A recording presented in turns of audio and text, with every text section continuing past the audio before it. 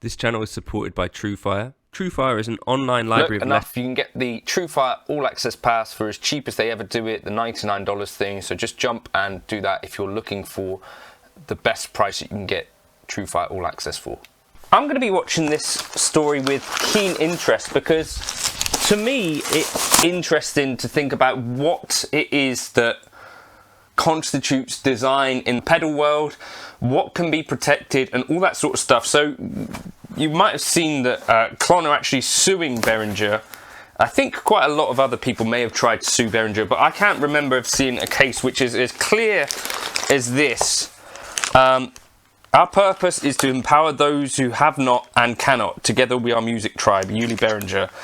Now, really I think there's one fairly clear victim in this, which I think some people might not like the idea that Bill Finnegan has been sort of victimized in this way, but I think that is the way to really think about this. Anyway, we'll try the pedal. It's a soft switch. We'll look into it. It's a Klon clone, obviously. What's remarkable about it is that they've used the exact kind of trade dress as well as a trademark Centaur, which belongs to Klon LLC, and that's the reason that in this particular case with the Klon, Bill Finnegan is able to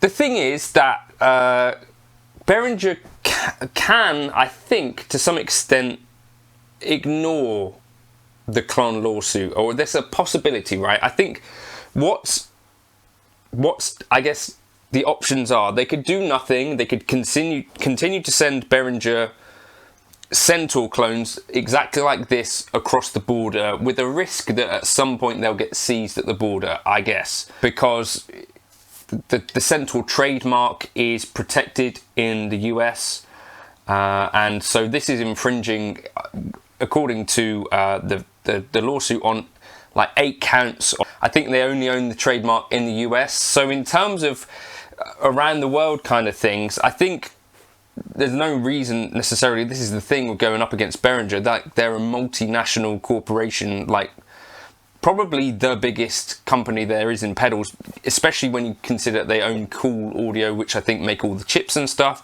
So it's a kind of a David versus Goliath thing. The other options that Behringer could do would be to just change the name and remove this logo, and I guess that would get them basically in the area of having something which is pretty much the same as the other units that are out there. The other things that they might do, you consider maybe they just discontinue the pedal altogether and cut their losses.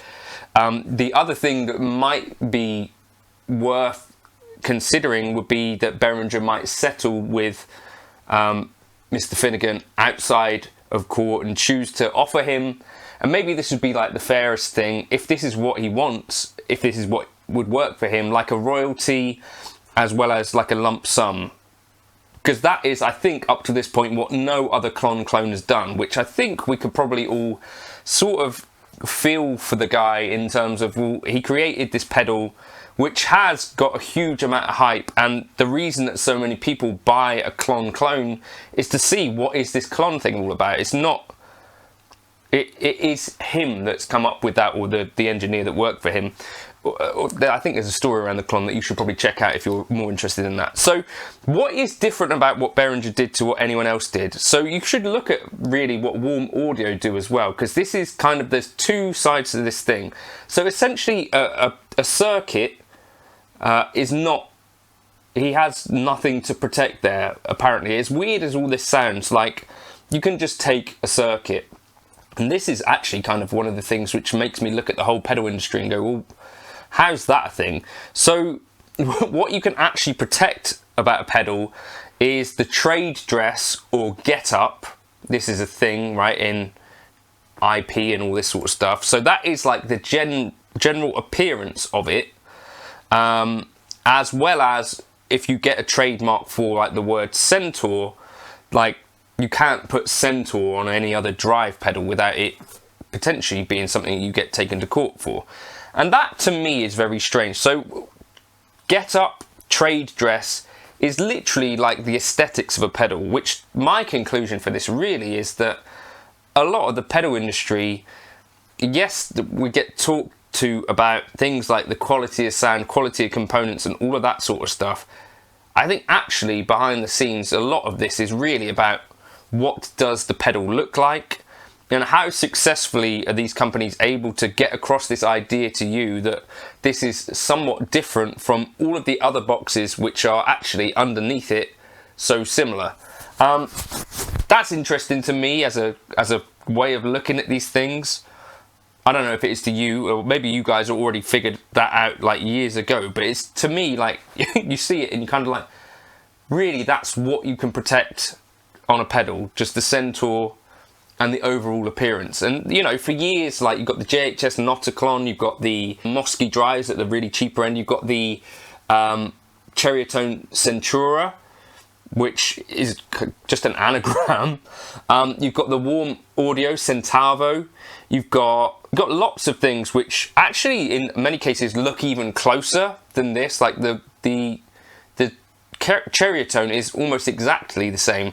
In some countries as well, they don't even consider like protecting IP. So for instance, that's why Tokai in Japan can send guitars out with a Fender headstock, whereas if they send them across the border to America, those risk getting seized as counterfeits. Anyway, I think it's a super interesting subject. I'm not an expert on this, obviously, as you well know, but I just thought it's kind of an interesting thing. Like, you think for Bill Finnegan, his options were that he could have got into bed with like a mass manufacturer and just said, look, you can sell clones under my name, like MXR have done with Timmy and with Analog Man Mike. But for whatever reason, he kind of decided, you know, I want to stay boutique, and he just builds like the occasional thing on eBay. And if you don't want to go boutique in that way, you can buy a Klon KTR when you can find those for sale. But I think his point of view really was he never wanted the Klon Centaur to be mass manufactured. And it feels kind of like, what's the word here? Our purpose is to empower those who haven't, not, and cannot. And you just think what they've taken away really is Bill Finnegan's kind of power to decide whether he wants his creation to be mass manufactured or not. And I think that's kind of quite unfair when you think about it. Like, I wanted it to be a boutique special pedal.